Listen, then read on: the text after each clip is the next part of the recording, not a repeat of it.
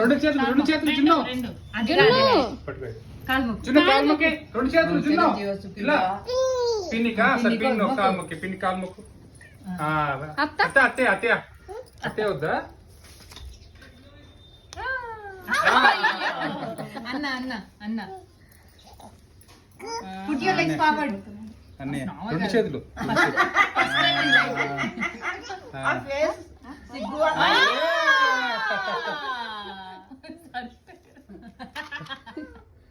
అన్నయ్య మరి ఆ అన్న